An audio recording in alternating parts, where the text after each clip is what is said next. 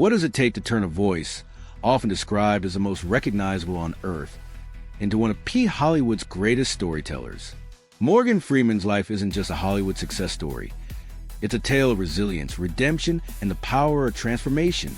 Today, we're diving deep into the life of Morgan Freeman, a man whose voice became a symbol of wisdom and whose journey from the segregated South to the big screen is one of incredible perseverance. A story that proves no obstacle is too great when you're determined to succeed. From his early years growing up in the South, Freeman faced battles few could imagine. It's not just his iconic roles in Driving Miss Daisy, The Shawshank Redemption, and Asterisk Bruce Almighty that defines his legacy. His path to stardom was forged in moments of adversity, overcoming the harsh realities of race, poverty, and self-doubt. Yet, despite the odds stacked against him, Freeman never gave up. Through decades of hard work and dedication, his voice, his presence, and his message resonated worldwide. Stick around as we unravel the journey of a man who didn't just break through barriers in film, but became a beacon of hope and inspiration for millions. So, whether you know him as a narrator of your favorite documentaries or the unforgettable character in iconic films, today we're going to explore the life of Morgan Freeman like never before. Coming up next, we rewind the clock to Morgan Freeman's early life and family.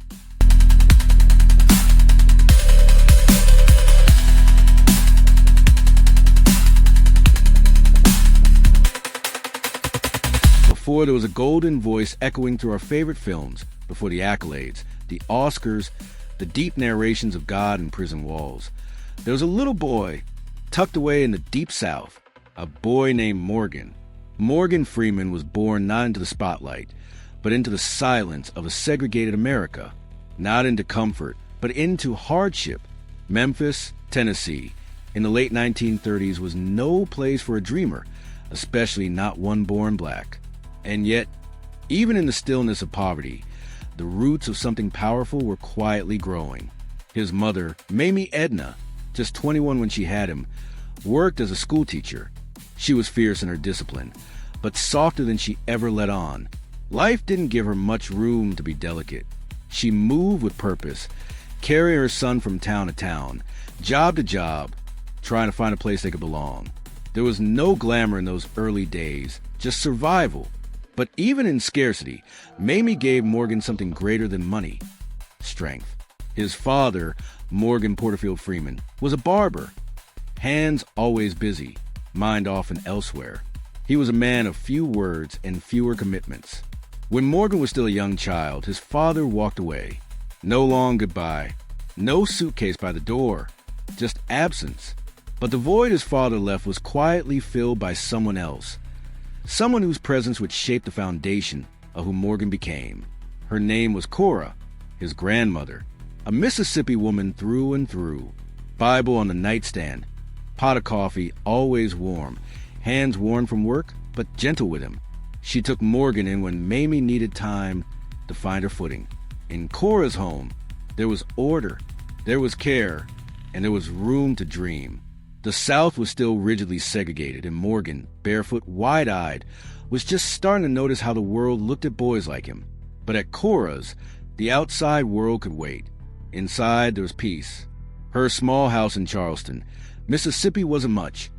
Cracked paint on the walls, a rusted screen door that creaked like it had its own voice. But it was safe. And in that safety, Morgan found his first stage, the front porch. Neighbors still remember that little boy with the big eyes who talked to himself in character voices. He'd mimic everything he heard on the radio: cowboys, soldiers, preachers. His grandmother would chuckle from inside, calling him her little man with 1,000 faces. When Morgan turned 6, life shifted again. His mother, now working in a hospital, had settled in Chicago. The North promised something different: less heat, less hatred, or so they hoped. So Mamie sent for her son. Leaving Mississippi wasn't easy.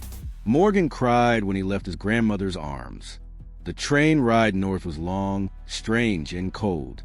But when he arrived in Chicago, the city swallowed him whole. Tall buildings, rushing cars, people who didn't smile as easily. It wasn't Mississippi.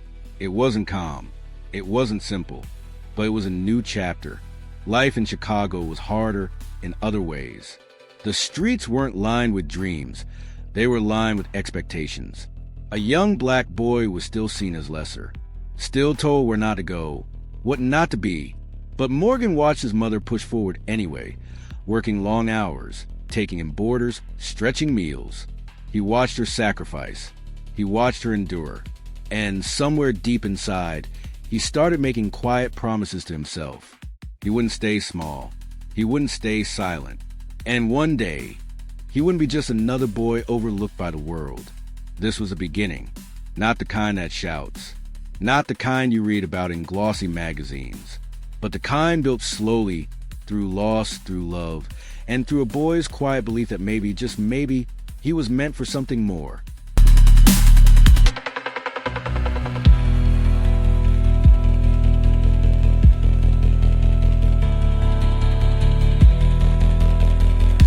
You see, childhood, for most, is filled with laughter, scraped knees, and dreams that stretch up to clouds. But for Morgan Freeman, childhood was a different kind of teacher, one that didn't always smile back. Mississippi in the 1940s wasn't painted in pastels. It was colored in rules, unspoken and spoken, rules that told black children like Morgan where to walk, how to speak, and what not to expect from the world. There were schools, yes, but there were schools for them and schools for us. Morgan sat in one-room schoolhouses, where chalk was worn thin and books had the names of white children scribbled out on the inside covers, hand-me-downs that told a story all on their own. He wasn't blind to it, even then. As young as 7, he could feel the walls, those invisible lines you weren't supposed to cross, water fountains with signs, bus seats reserved for certain faces, streets you didn't walk after sunset if your skin was the wrong shade.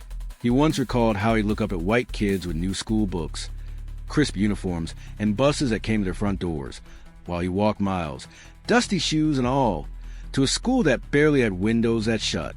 But even in the middle of it, he never let it crush him.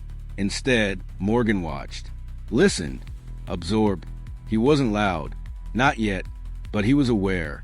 And every slight, every side glance, every lowered voice in the grocery store taught him something. There was one story he once told about standing outside a movie theater as a boy. He was maybe 9 or 10. He had just enough change in his pocket for a matinee showing. But when he approached the ticket booth, the attendant looked at him, then pointed.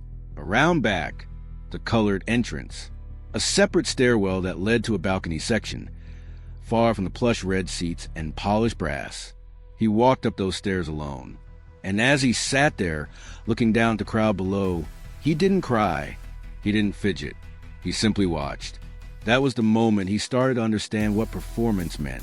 That every day in a black child's life was a kind of theater.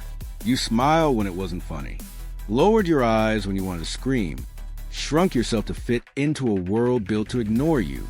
And yet, he didn't disappear into it. No, something else happened. Somewhere between Mississippi's cotton fields and Chicago's cold concrete, something started to form in Morgan, a quiet kind of steel, a voice that would later tell the world the truth. But for now, remained inside, growing, waiting for its turn. When he moved back and forth between Mississippi and Chicago, he saw how racism wore different clothes. In the South, it was blunt, a stare, a sign, a threat whispered through gritted teeth. In the North, it was polite, hidden under paperwork and closed doors. Jobs that mysteriously vanished. Apartments that were just rented. Schools that didn't accept transfer records. Chicago didn't offer sanctuary. It offered a different kind of challenge. And school? School was complicated. Freeman was bright. He read anything he could get his hands on. But teachers weren't always willing to see it. He remembered once being cast in a school play, by chance, almost by accident. And something changed. For a few minutes on that stage, no one asked where he came from or what shade his skin was. They just listened. That silence, the good kind, was powerful. And in that silence, he found purpose. Freeman would later say, "You learn how to survive when you grow up with little. But more than that, you learn how to imagine. Because when the world gives you nothing, you build your own." That's exactly what he did. He built a world inside himself. A world where he mattered. A world where stories lived, real ones, not just the kind fed to him by society. It was this foundation, built brick by brick in segregated neighborhoods and forgotten schools, that shaped his worldview. It would be years before he stepped in front of a camera, before that voice became iconic. But the resilience, the steady, undisturbed strength, that came much earlier. From watching his grandmother hold her dignity in a grocery store where she was made to wait. From seeing his mother work double shifts only to be paid less than her peers. From walking home at night and keeping his head low, but his mind sharp. All of it mattered. Because Morgan Freeman wasn't just shaped by racism, he was sharpened by it. The lessons of those early years never left him. Even decades later, when he spoke about racism, he didn't do it with bitterness. He did it with clarity. The best way to stop talking about racism, he once said, to stop talking about it. A line some misunderstood, but one that came from a place of hard-earned truth. That racism may try to define your world, but it never has to define you. Morgan Freeman didn't just survive segregation. He transcended it with dignity, with grace, and most of all, with the quiet fire of a boy who refused to let the world shrink his voice.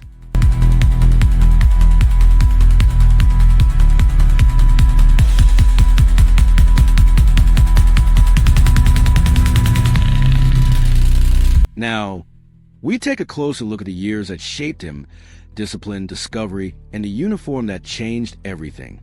His formative years and the military. He was barely out of his teens when he made the choice. Not because it was the obvious path, not because it was handed to him, but because it was something solid, something structured, something that offered the promise, however distant, of purpose. Morgan Freeman, fresh out of high school, found himself staring down a world full of open-ended questions. And in the quiet aftermath of graduation, with uncertainty pressing at his back, he walked into a military recruitment office and signed on the dotted line. The U.S. Air Force. That's where he was headed. It wasn't a romantic decision. There was no cinematic swell of patriotism, no childhood dream of soaring through the clouds. In fact, for Freeman, it was mostly about direction. The idea of being part of something bigger, a place with rules and routine, appealed to him. At a time when so much of the world around him felt random and unfair, the uniform promised order. In his words, it was a way to get out, a way to find something. But the dream and the reality, they didn't quite match. Freeman entered the Air Force with aspirations of becoming a pilot. He'd grown up watching planes cut through the skies, engines roaring over small towns, leaving trails of wonder in their wake. And so when he enlisted, he requested flight training. He wanted the cockpit, the speed, the responsibility. What he got was the flight line. His first assignment wasn't glamorous. He worked as a radar technician, and instead of flying jets, he maintained them. He inspected machinery, studied schematics, ran checks, day in, day out. It was good work, important work, but not the dream. And there was a reason for that. Despite being qualified, despite showing promise, Freeman found himself up against barriers that had nothing to do with skill. Navigating the military as a young black man in the 1950s came with quiet limitations. Doors that didn't open, ranks that stayed just out of reach, and conversations that stopped when he entered the room. It wasn't always overt, but it was there, in the looks, in the assignments, in the way others were promoted while he was told to wait. And so the Air Force became a different kind of education. He learned how to follow rules, yes, but he also learned how institutions could decide your future for you. He learned how to maintain composure when fairness wasn't guaranteed. And most of all, he learned what it felt like to reach for something and have it withheld for reasons you could never quite name aloud. There was a moment, quiet, personal, never fully documented, when Freeman finally stood in the cockpit of a fighter jet.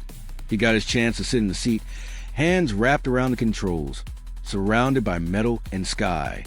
The dream was right in front of him. But as he sat there, something shifted. Something in his gut told him it wasn't his place. Not because he wasn't good enough, but because it didn't feel like home. The idea of flying had thrilled him, but the reality felt hollow. He stepped out of the cockpit and never asked to get back in. That decision, simple as it seemed, would change the course of his life. Because walking away wasn't failure. It was clarity. It was the first time Freeman understood that chasing someone else's idea of success would never satisfy him. And so, after 4 years of service, he left the Air Force. No fanfare, no medals pinned to his chest, just a quiet exit and the weight of the world on his shoulders again. But something had changed.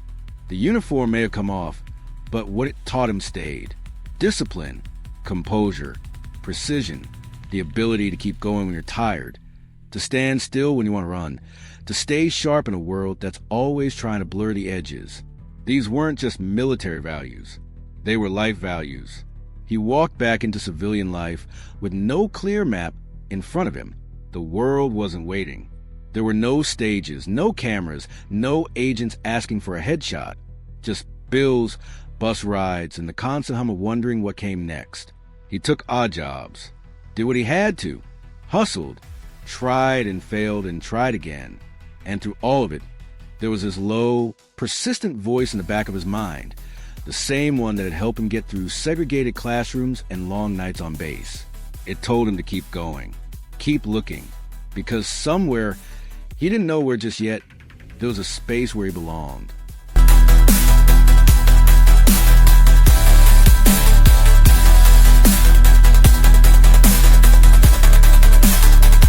When Morgan Freeman stepped off that military base and returned to civilian life, he wasn't walking into anything promising.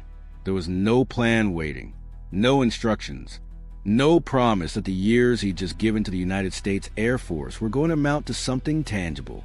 The uniform came off, but the uncertainty didn't.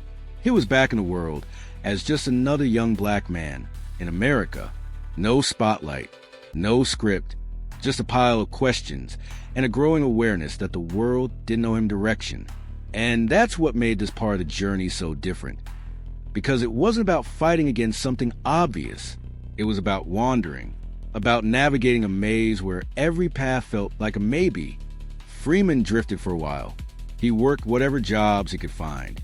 Manual labor, messenger work, things that paid enough to get to the next week. He moved with quiet persistence, but not always with purpose. The military had given him structure, yes, but once it was gone, the world felt loose, undefined. He had passion, but it hadn't found a place yet. And then one small decision, one small shift that changed everything. He enrolled at Los Angeles City College, not for fame, not for fortune, but for curiosity. He took drama classes because somewhere deep in him, that part had always existed. He'd acted in school plays as a kid. It was one of the few places where he felt fully seen, where being quiet didn't mean being invisible. LACC wasn't glamorous. It wasn't a pipeline to stardom, but it was a door, and Freeman, in his quiet way, walked through it. He studied under instructors who weren't just passionate about performance. They were passionate about the process. They drilled their students on voice, movement, character work, not just how to say the lines, but how to live them. And Freeman absorbed it all. He had the discipline of the military still wired into him, and he brought that same intensity into the theater. It wasn't about being the loudest. It wasn't about charming an audience. It was about authenticity, about telling the truth, whether the part was big or small. And even then, with the pieces starting to fit, success didn't come knocking. The next decade of his life wasn't filled with red carpets or magazine covers. It was filled with auditions that led nowhere, rejections without feedback, commercials, children's shows, off-Broadway stages where sometimes the audience barely filled the first 2 rows. But Freeman didn't stop, not because he was fearless, but because he had nothing to fall back on. This was it. The moment he'd said yes to acting, everything else had fallen away. He worked jobs to support the dream. He hustled. He did voice work. He kept taking small roles on television, educational programs like The Electric Company, where he played everything from a hipster named Easy Reader to a vampire named Count Dracula. To some, it looked like the peak. To Freeman, it was survival. He wasn't climbing a ladder. He was holding on. For years, it would be easy to romanticize this period, to say that he was on his way, or that he always knew it would pay off. But that's not the truth. The truth is, it was hard and uncertain. There were long stretches where it felt like he'd made a mistake. Like maybe the military, for all its restrictions, had been safer, clearer, but there was no going back. So he kept working, quietly, determinedly. And over time, slowly, the roles began to grow. The auditions started to change. People remembered him. His presence became harder to ignore. But that was still years away. This chapter wasn't about arrival. It was about endurance. About the kind of patience that doesn't get praised because no one sees it. About pushing through disappointment not once or twice, but for years, with no guarantee. Freeman wasn't born into greatness. He didn't explode onto the scene. He waited. He trained. He stayed in the fight even when it looked like the fight had moved on without him. And maybe that's the part of the story that matters most. Because the next time the spotlight found him, it found someone who was ready, who had been building quietly in the background. He wasn't an overnight success. He was a slow burn. And the spark that would light everything up, that was just around the corner. Let's move on to the lights, the cameras, and the long road to fame. Morgan's Hollywood breakthrough.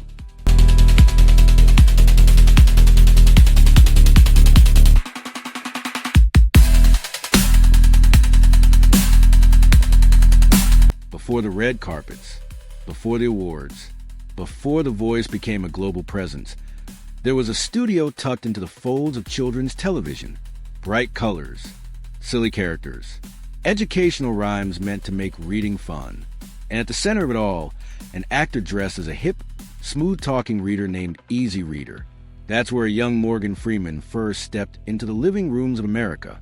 The electric company wasn't glamorous. It wasn't Shakespeare. It wasn't even prime time. But it was work, consistent work. And at a time when Hollywood handed black actors only fragments, one-dimensional characters, forgettable lines, Freeman found a place to perform. He poured himself into it.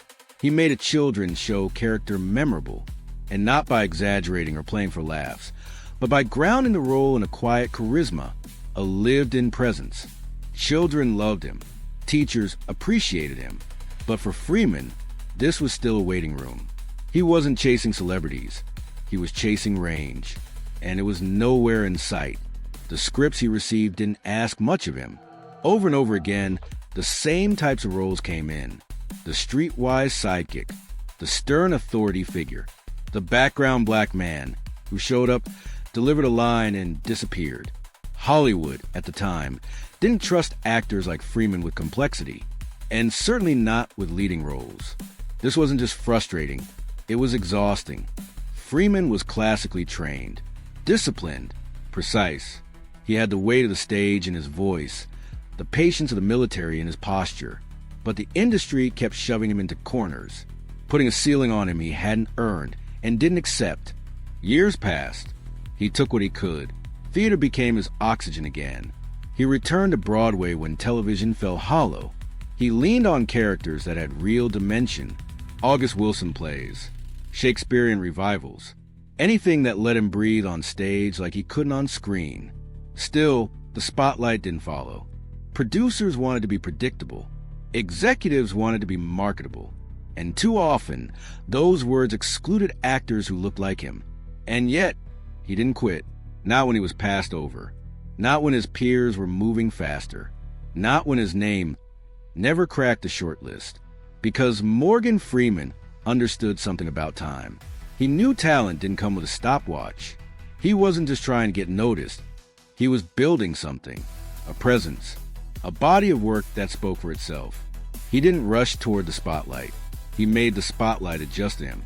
But that patience, that long-suffering grind through minor roles and misused potential, it took a toll. There were moments, real moments, where all felt like enough. Moments where the idea of walking away crept in. The thought that maybe the industry wasn't ever going to see him for who he was. And then, slowly, that began to change. A role would come that gave him more space. A director would let him stretch. A reviewer would notice what the camera had been missing. The arc wasn't explosive, it was gradual. The same way Freeman had lived. Step by step, layer by layer.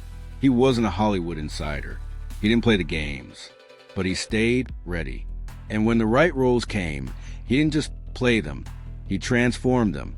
But that's what comes next. This moment, the early Hollywood years, wasn't about acclaim. It was about grit, about showing up in rooms where the rules were written against him and standing tall anyway, about making sure, even in silence, he was undeniable.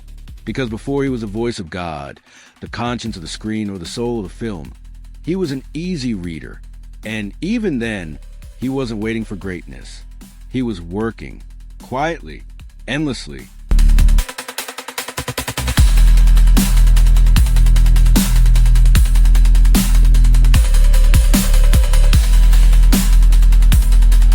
For years, Morgan Freeman had been in the room.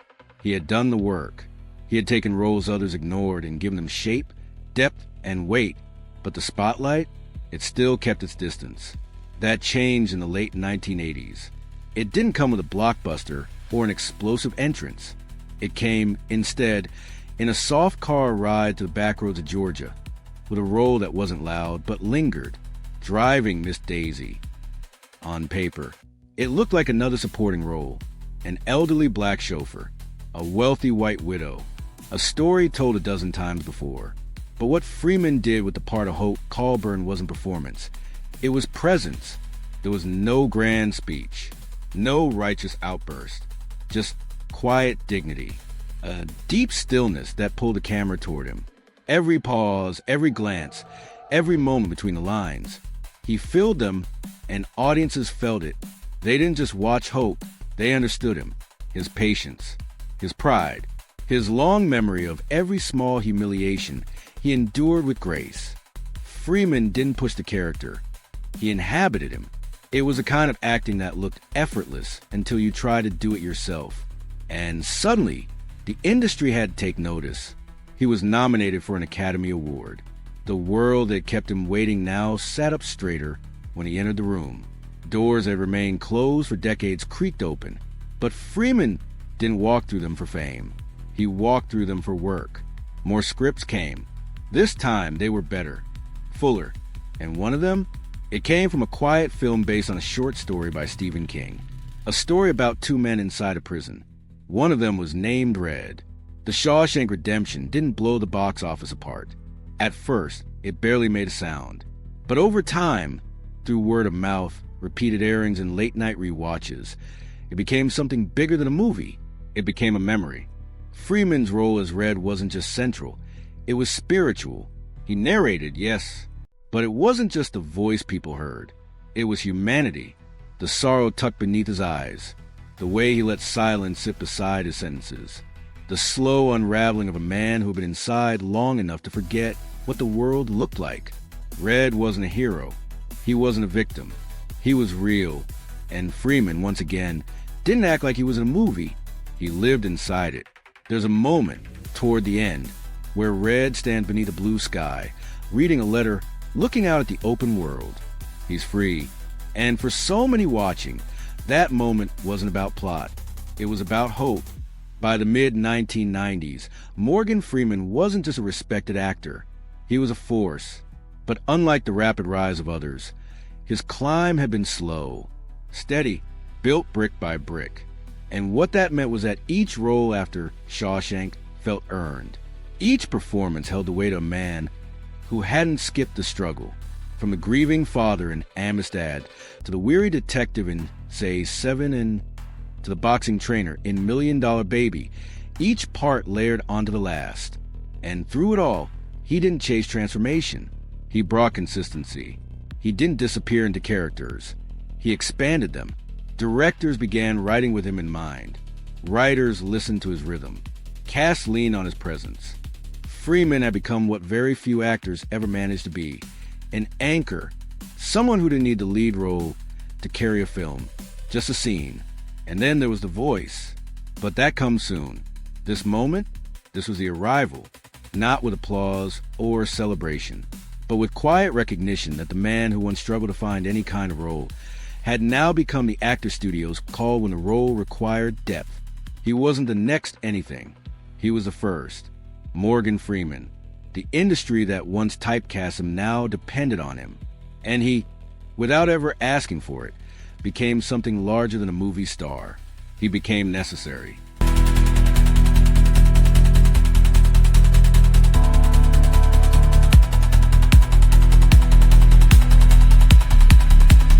You could close your eyes and still know who it is. Not because someone told you. Not because the script flashed his name, but because there's a resonance. A cadence. A sound that doesn't just read lines. It holds them. Morgan Freeman's voice didn't begin as an asset. It began as his natural speaking pattern. Southern lilt, shaped by Mississippi, tempered by Chicago, polished not in a classroom, but on sidewalks, stages, and studios that demanded clarity and control. In the early years, it was there, but it wasn't the focus. On The Electric Company, on stage, and even in early films, it was part performance, not the point. But as his roles grew deeper, longer, heavier, the voice began to stand on its own. It wasn't just a sound, it was the stillness behind it, the way it stretched words without rushing, the way it paused not for effect but for weight, a kind of verbal gravity that pulled listeners in without ever raising its pitch. And then something shifted. Filmmakers didn't just want Freeman in front of the camera. They wanted him behind it, not to direct, but to narrate, to explain, to guide. One of the first times audiences collectively leaned and wasn't in a blockbuster. It was in March of the Penguins, a documentary about life in the harshest corners of the planet. Cold, isolated. But when Freeman spoke, it didn't feel distant. It felt known. He gave the Penguins a story. Emotion, intent. He wasn't reading a script. He was letting it breathe, and people listened. After that, it wasn't rare to hear his voice opening a commercial, a documentary, an award show. It became shorthand for credibility, for perspective. But more than that, it became comfortable. He could narrate science, history, space, suffering, and still carry a thread of calm through it all. Not cold, not detached, just steady, like someone who had seen too much to overreact. Filmmakers noticed. Advertisers followed. Viewers welcomed it. But it wasn't a gimmick. Freeman never played into caricature. He never exaggerated what was already there. His voice remained a tool, not a trick. He chose his narrations like he chose his roles, purposefully, whether it was explaining quantum physics on Through the Wormhole or guiding a dramatic trailer to its final line. He never pushed too hard. And that's the thing. In a world where so many try to speak louder, Morgan Freeman mastered stillness. He understood breath. He understood silence. He knew when to let the words settle in a listener's chest before moving on. And because of that, his voice became more than sound. It became a signature. You didn't hear Morgan Freeman and think about the script. You thought about meaning, about time, about memory. Even when he was reading lines, it felt like he was remembering them. In an industry that often asks actors to reinvent themselves, Freeman found power in consistency. He didn't bend his tone. He didn't chase trends. He spoke with the same deliberate patience in 2005 as he did in 1989. The world changed around him, but he stayed rooted, and the world responded. You couldn't fake that kind of resonance. You couldn't speed it up or bottle it. It came from experience, from restraint, from knowing what not to say and when not to say it. In the end, his voice became more than narration. It became the narrator's benchmark. And while other actors have voices we recognize, very few have voices we trust. With Morgan Freeman, the moment you hear it, you lean back, you listen, because somewhere in that voice is the weight of a man who didn't race to be heard. He waited, and when he finally spoke, he made every word worth it. But behind the camera was a man living through loss, healing through work. Up next, his personal life and triumphs. When the camera's cut and the lights dim, what's left is the silence. That's where Morgan Freeman has often found himself. Not in the spotlight, but in the quiet places where life does its real work. Behind the statue, behind the voice, behind the wisdom that seems carved into every role he takes. There's a man who has known grief, not briefly, not once, but deeply and over time. In August 2015, a headline cut to the noise of Hollywood. Adina Hines, the step-granddaughter of Morgan Freeman, had been murdered in New York City. She was just 33 years old. It wasn't a news story for Freeman. It was a rupture. Edina was more than family. She was part of his life's fabric.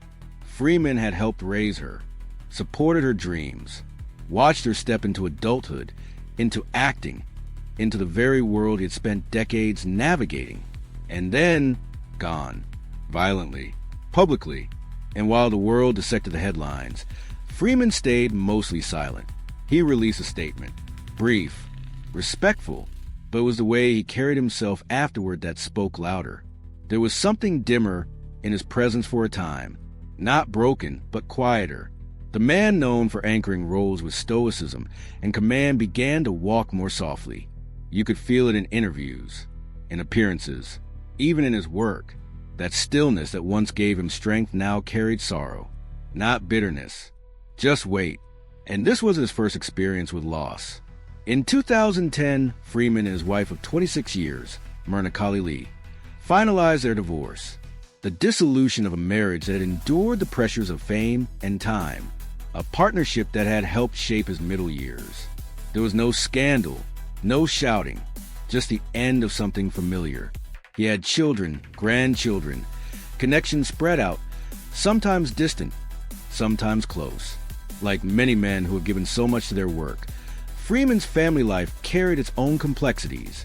He was not immune to fractured bonds, to misunderstandings, to the long, slow distance that grows between people when careers and commitments stretch across decades. But through all of it, he stayed present, not always visibly, not always through press statements or gestures that made the headlines, but in small ways, quiet acts, scholarships, donations to local schools, visits to Mississippi towns that hadn't changed much since his childhood. There's a kind of grief that never speaks out loud.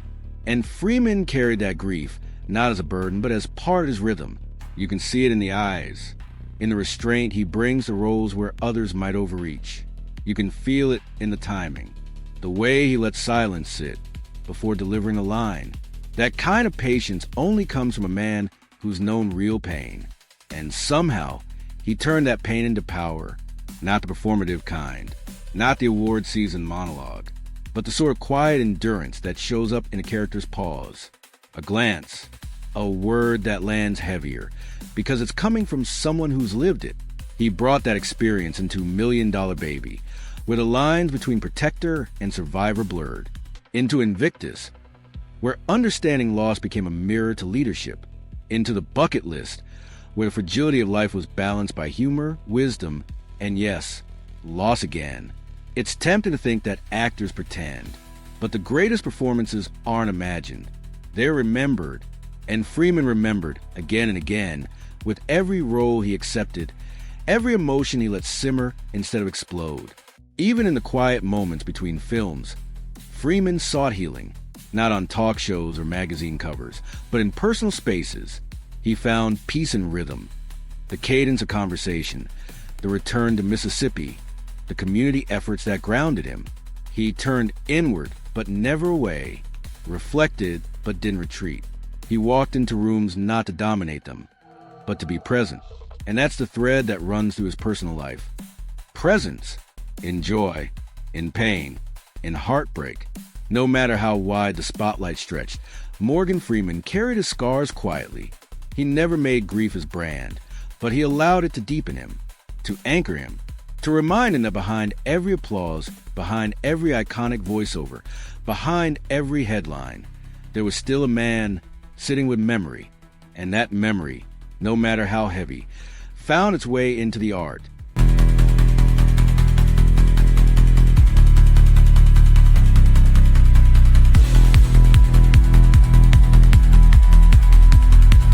Even in the midst of pain, Morgan Freeman has found a powerful call to action. While his personal life has been marked by profound loss, it has also been a platform for a much larger mission. A mission that extends far beyond the silver screen. Freeman, in a way that is often understated, has used his experiences, his standing in Hollywood, and his voice to give back. But this isn't just philanthropy in the traditional sense. It's something more grounded, more intentional. It's advocacy. When Freeman speaks about race, It's not from the perspective of a man who simply watched history unfold. It's from the perspective of someone who's lived through it, felt it, and seen the long road of progress that remains. His voice carries a weight of experience, and it's not just heard on the screen, but in the causes he takes to heart. It's easy to see Freeman as an actor, someone who commands attention with a glance or a line, but there's so much more to him than that. His role as a mentor, as a public figure advocating for change, has been vital in shaping conversations around race, representation, and social justice. Freeman has been vocal about the importance of African American voices in film, in education, and in society. His activism is rooted in understanding how deeply systemic issues affect the lives of individuals. But more than that, Freeman's perspective on these issues has always been rooted in action. Action through words, through presence, through financial support, and even through direct political involvement. Take, for instance, his active participation in Barack Obama's presidential campaign in 2008. Freeman's endorsement of Obama wasn't just symbolic. It was a powerful display of solidarity during one of the most significant moments in American political history. At the time, Freeman was already a household name, and his support carried weight. But his involvement wasn't just about lending his voice. It was about demonstrating that change had come from within the institutions that had once excluded so many. Even beyond politics, Freeman's commitment to African American culture and empowerment has been visible in his philanthropic efforts. In fact, Freeman has made substantial contributions to education, particularly to programs that provide young people, especially those from disadvantaged communities, with access to the arts. His foundation, the Morgan Freeman Foundation, focuses on a variety of initiatives, many of which serve to improve the educational and financial opportunities available to underrepresented groups. But what makes Freeman's advocacy unique is that he doesn't ask for applause. He doesn't seek public recognition for his work in these spaces. It's always been about more than the accolades. It's about ensuring that his platform is used to uplift those who don't have the same visibility. His passion for civil rights has been particularly evident in his long-standing partnership with organizations like the Equal Justice Initiative, a nonprofit focused on reforming the criminal justice system and advocating for those wrongly convicted. Freeman, through his involvement with these kind of organizations, has tried to ensure that his voice isn't just a tool for entertainment, but for pushing meaningful change in society. He has often spoken on the topic of race, not as an actor who simply portrays racial issues on screen, but as someone who has had to navigate and overcome those barriers in real life. His perspective is nuanced, informed not just by his own experiences, but by an understanding of how history continues to shape the present. His approach to race relations, however, isn't rooted in anger or bitterness. Instead, Freeman's message has consistently been about understanding, reconciliation, and the slow work of bringing people together. Freeman once said, "I don't want a Black History Month. Black history is American history." It's a simple statement, yet powerful. He's challenging the very notion of segregation, not just in the physical world, but in the world of memory, in the world of legacy. In Freeman's world, history doesn't need to be separated out or reduced to a particular month of recognition. It's embedded in everything, every story, every film, every action we take. And it's this kind of thinking that shapes his mentorship as well. Freeman's belief in the power of education, in the power of knowledge, and in the importance of sharing that knowledge has guided his interactions with young actors and creators. He is a mentor who has taught others not just how to act, but how to use their own influence for the greater good. For Freeman, his advocacy extends beyond issues of race. It's about amplifying voices that have historically been overlooked, marginalized, or silenced. It's about creating spaces where everyone, not just the famous, not just the privileged, can have a seat at the table. Freeman has long been an advocate for the arts, specifically supporting organizations that provide opportunities for young people in underserved communities to explore their creative potential. It's also worth noting that Freeman, much like his approach to acting, has never shied away from discomfort or controversy. He's not someone who has ever been afraid to speak the truth, even when that truth might be unpopular or uncomfortable. Whether it's talking about race in America, discussing the challenges faced by the African American community, or addressing the need for systemic change in various sectors, Freeman does so with a kind of calm authority that's become his trademark. His role as a public figure, one who championed civil rights, the importance of education, and a deeper understanding of race, has only grown with time. Freeman's advocacy is not just a phase or a side project. It is a deeply ingrained part of who he is. It's not a performance of the cameras. It's a genuine expression of his belief in human connection and progress. Next, we reflect on a career that spanned generations, his legacy and impact.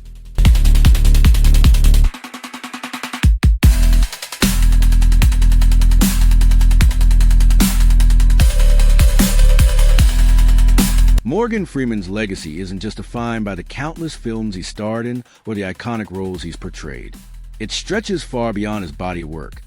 It's rooted in the profound impact he's had on audiences, both in front of the camera and in his personal life. Freeman has become synonymous with wisdom, strength, and perseverance, embodying values that resonate deeply with people across the world.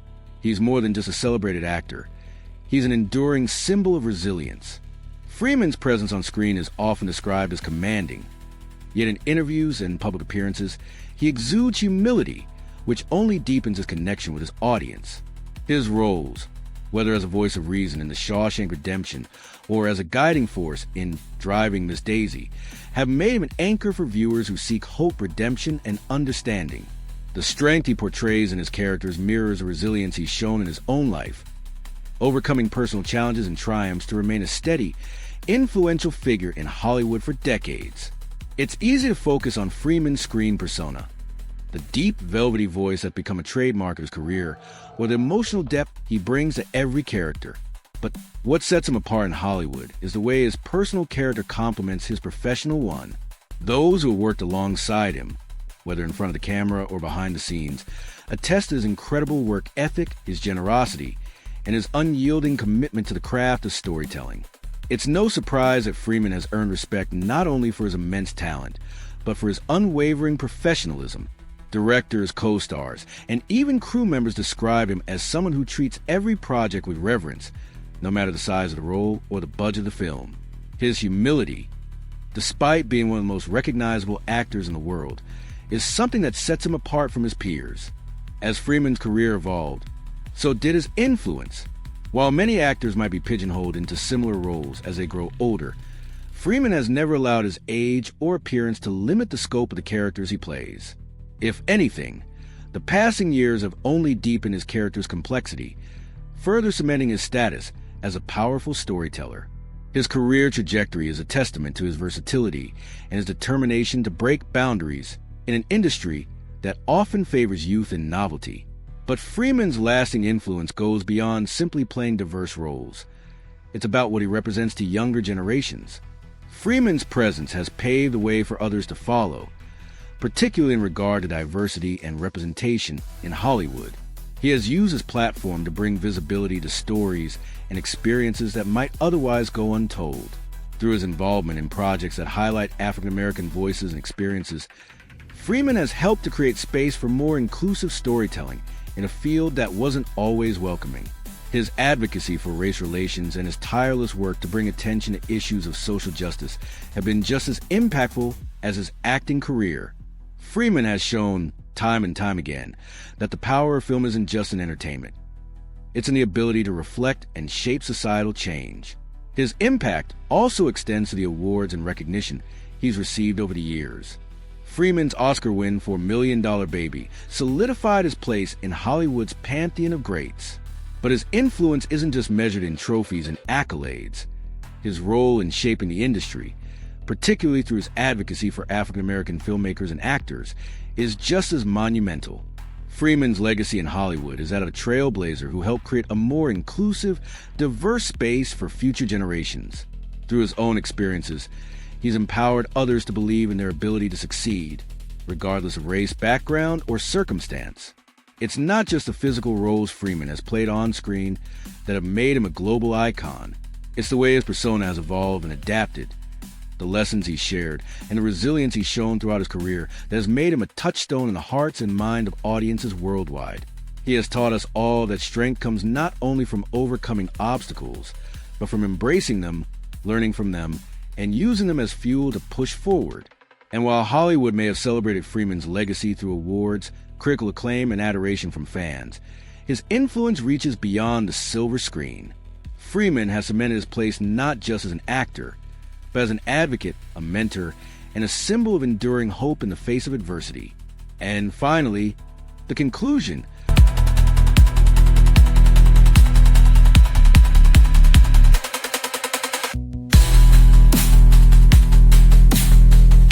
A look back at the life, lessons, and legacy of Morgan Freeman. Morgan Freeman's journey from a young boy growing up in the segregated South to becoming one of Hollywood's most respected and iconic figures is nothing short of extraordinary. Born in the heart of Memphis, Tennessee, Freeman faced the harsh realities of segregation and poverty. Yet, from the beginning, his determination and drive set him apart. His early experiences in Mississippi and Chicago, shaped by the social and racial challenges of the time, forged a resilient spirit within him.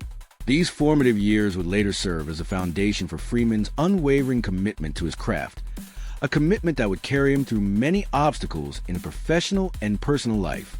Freeman's path to stardom was neither immediate nor easy. After high school, he made the courageous decision to join the U.S. Air Force, where he faced the racial barriers that marked his time in the service. But it was this very challenge that taught him discipline and the value of perseverance, qualities that would serve him well throughout his career. After his military service, Freeman's journey took a pivotal turn when he chose to attend Los Angeles City College, beginning his path into acting. Though success didn't come overnight, Freeman's dedication to his craft kept him pushing forward, eventually leading to roles that would define his career and make him a household name. His breakthrough came with the iconic role of a teacher on The Electric Company, followed by the powerful performances in films like Driving Miss Daisy and The Shawshank Redemption. These films not only catapulted Freeman to fame, but also showcased his incredible versatility, shifting from supporting roles to leading roles. His compelling performances, coupled with a commanding voice, made him a beloved figure both on screen and off. Throughout his career, Freeman's personal life was not without its challenges. Tragedy struck with the loss of his step-granddaughter, Edina Hines, in 2015, an event that left a profound impact on him. Freeman's ability to carry such losses into his work only deepened the emotional weight of his performances, further solidify his place in Hollywood as an actor of great depth and resilience. Beyond his personal struggles, Freeman's dedication to social causes and advocacy for civil rights have also shaped his legacy. As a philanthropist and mentor, he has used his platform to make a difference, encouraging change and inspiring generations of actors and filmmakers. Through it all, tragedy, triumph, and the constant pursuit of excellence, Morgan Freeman's legacy is one of perseverance. From the hardships he faced in his youth to the heights of his success in Hollywood, Freeman's life is a testament to the power of resilience and the belief that no matter the obstacles, one can rise and make an impact. Morgan Freeman's journey is a powerful reminder of the strength of the human spirit. It speaks to the resilience and persistence required to overcome the adversities we all face in life. From his humble beginnings in the segregated South to his monumental success in Hollywood, Freeman's life is an inspiring example of what can be achieved with unwavering determination and a commitment to one's craft. As Freeman himself has often shared, the best way to guarantee a loss is to quit. His life embodies this philosophy, proving that no matter the challenges, the key to overcoming them is never giving up. Freeman's career and legacy remind us that the obstacles we face are not roadblocks, but opportunities to grow, learn, and ultimately succeed. Thank you for joining us on this remarkable journey through the life of Morgan Freeman. His story of resilience, dedication, and overcoming obstacles serves as an inspiration to us all. If you found his journey meaningful, we invite you to like, subscribe, and share your thoughts in the comments below. What part of Freeman's life inspired you the most? Was it his early struggles, his rise in Hollywood, or how he faced personal challenges with unwavering strength? Feel free to share how Freeman's legacy resonates with you personally. His journey is a reminder that no matter what we face, we have the ability to rise above it, just as Freeman did.